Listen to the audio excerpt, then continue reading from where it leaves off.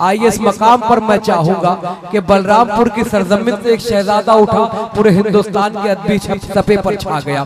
तो मैं बात कर रहा हूँ अकमल बलरामपुरी साहब की, कि जिन मुशायरे में अकमल भाई शरीक होते हैं उस मुशायरे को लाजवाब बना देते हैं। मैं गुजारिश कर रहा हूँ 4 मिसरों से कि फिलहाल तो मैं दोस्तों सूरज से बड़ा हूँ, फिलहाल तो मैं दोस्तों सूरज से बड़ा हूँ, जुगनू हूँ मगर रात के सीने पे खड़ा हूँ, इस दौर की बीनाइयां कमजोर है शायद, हीरा हूँ मगर कांच के टुकड़ों में पड़ा हूँ। पुरजोर तालियों से इस्तेकबाल करें जनाब अकमल बलरामपुरी साहब माइक पर।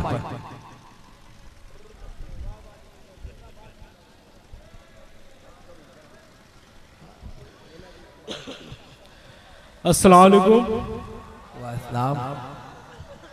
आपके इस खूबसूरत से गांव में ये मेरी पहली हाजिरी है। बहुत बहुत मुबारकबाद पेश करना चाहूँगा इलियास भाई को कि उन्होंने इस मुशायरे से भी एक बड़ा काम किया कि यहाँ पे एक तालीमी इदारा कायम किया।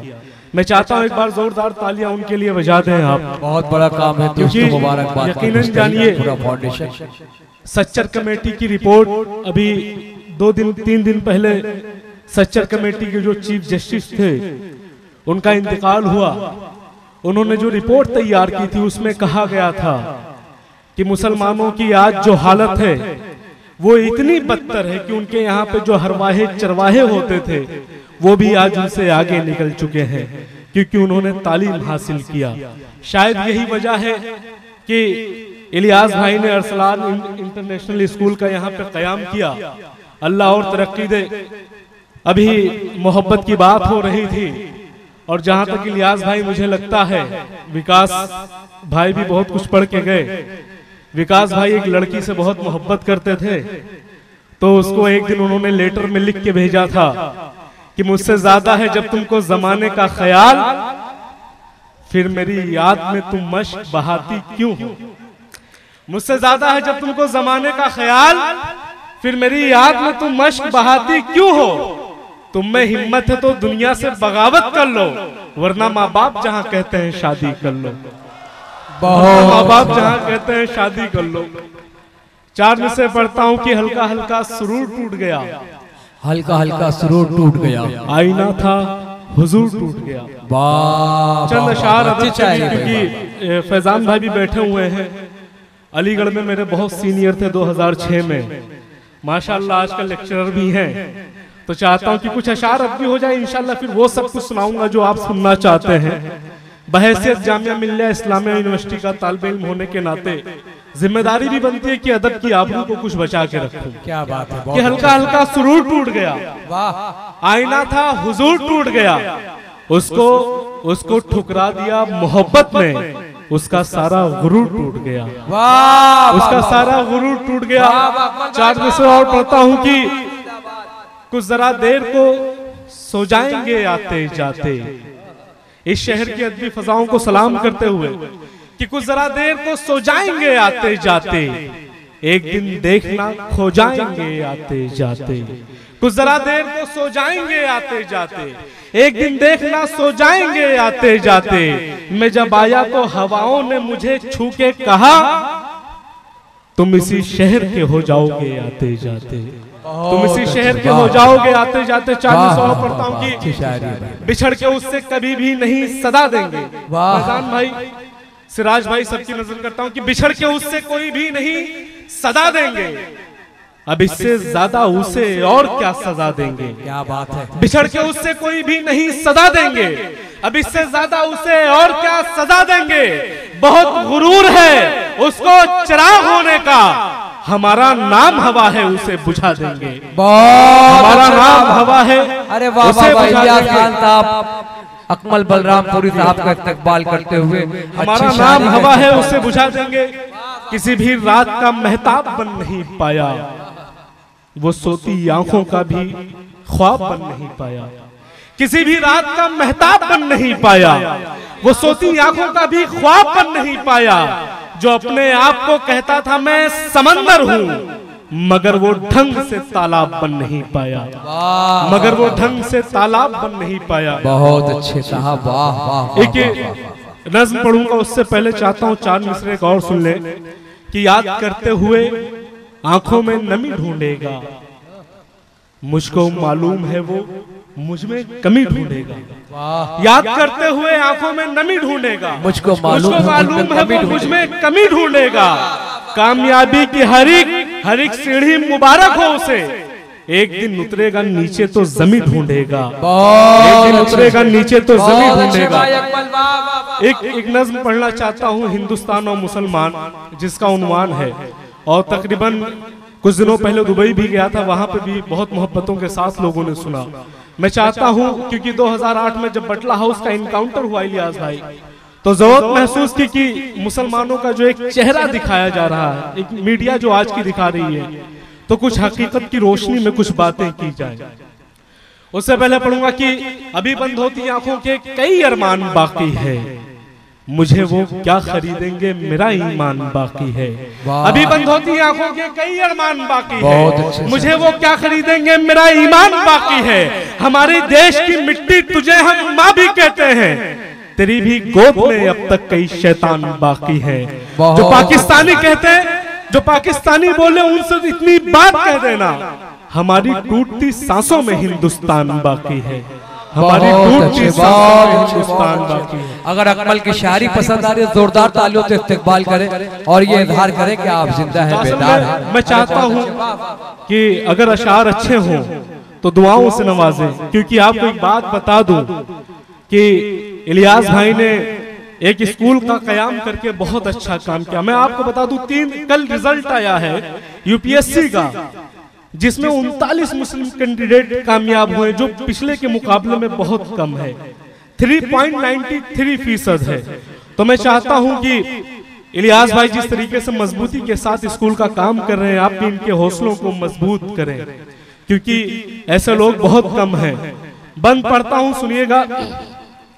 ज़ातो मज़हब का यहाँ कोई तरफदार नहीं, ज़ातो मज़हब का यहाँ कोई तरफदार नहीं, ज़ातो मज़हब का यहाँ कोई तरफदार नहीं। हम मुसलमान हैं इस मुल्क के गद्दार नहीं, हम मुसलमान हैं इस मुल्क के गद्दार नहीं।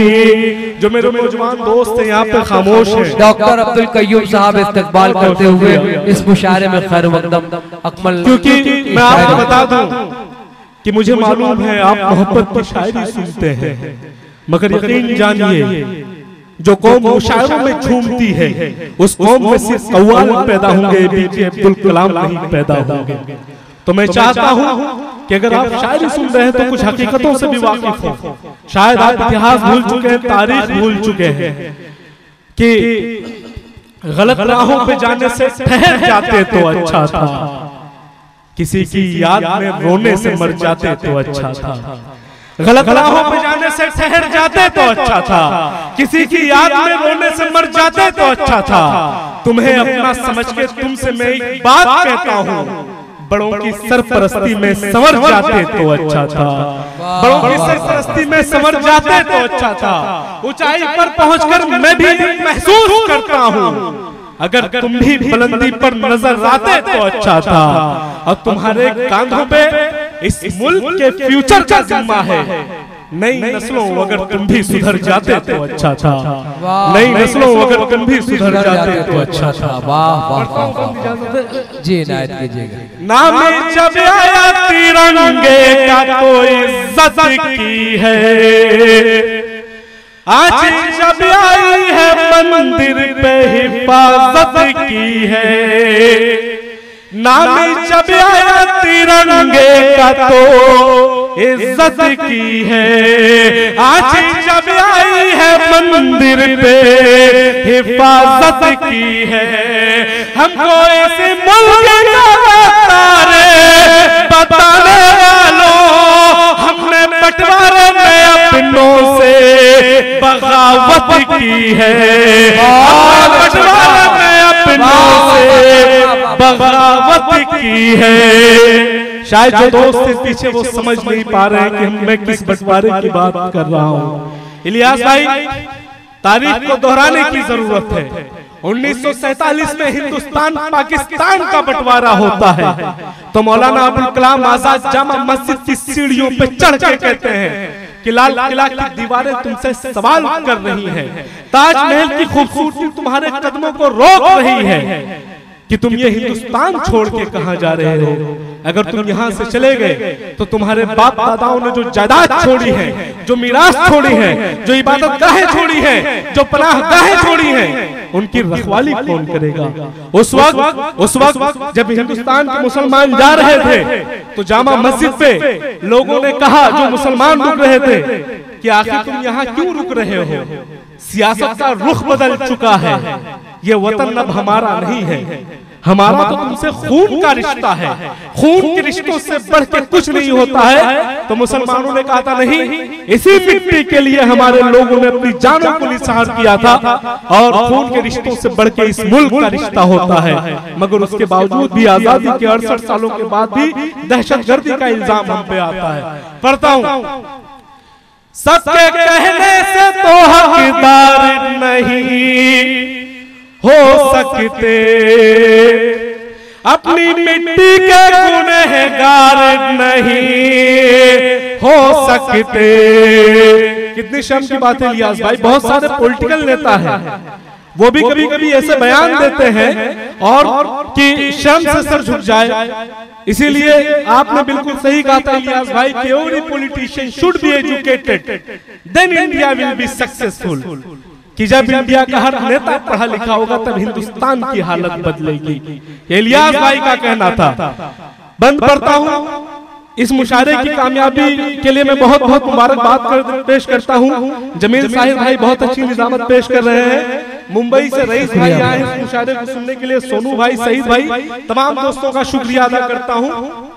सबके कहने से तो हकदार नहीं हो सकते, अपनी मिट्टी के गुनहगार नहीं हो सकते, जिनके पुरखों ने लहू से तुझे सींचा भारत, उनके बच्चे कभी गद्दार नहीं हो सकते, उनके बच्चे कभी गद्दार नहीं हो सकते।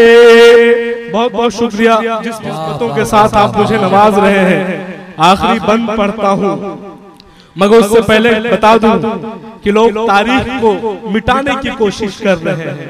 इलियास भाई, आप तो माशाल्लाह इतने एजुकेटेड हैं, डबल MA किया है, MPhil हैं आप तारीख को बखूबी समझते हैं। अभी फिल्म आई थी पद्मावती, आप सबने देखी है ना। उसमें जिस तरीके से अलाउद्दीन खिलजी का जो किरदार दिखाया गया है, वो किरदार ये है कि मुसलमान धोखेबाज है। मगर शायद संजय लीला बंसाली ये बात भूल चुके हैं कि अलाउद्दीन खिलजी वो नाम है जिसे तारीख कभी फरामोश नहीं कर सकता है।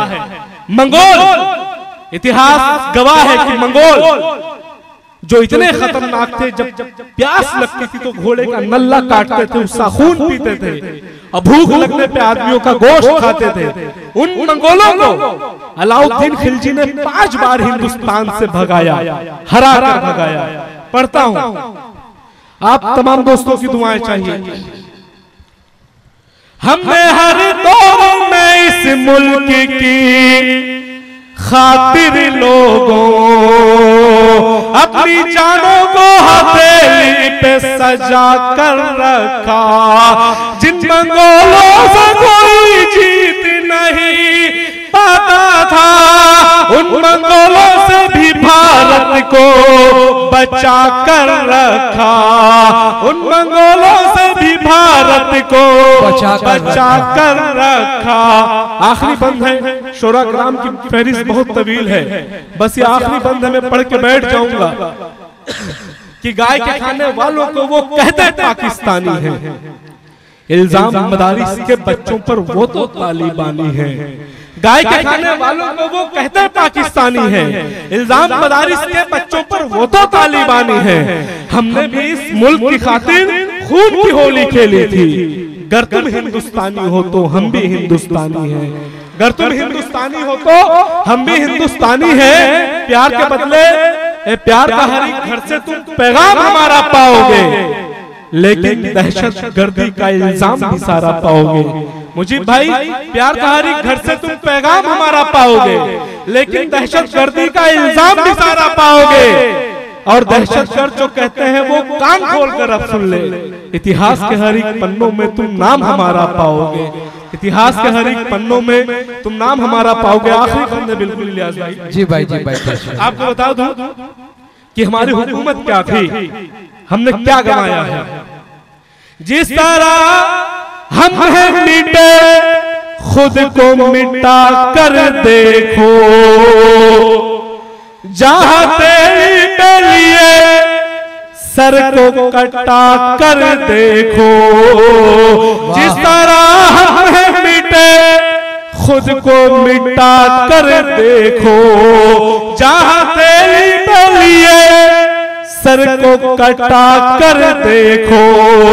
865 बरस हमने हुकूमत की है, जाओ इस मुल्क का इतिहास उठा कर देखो, जाओ इस मुल्क का इतिहास उठा कर देखो।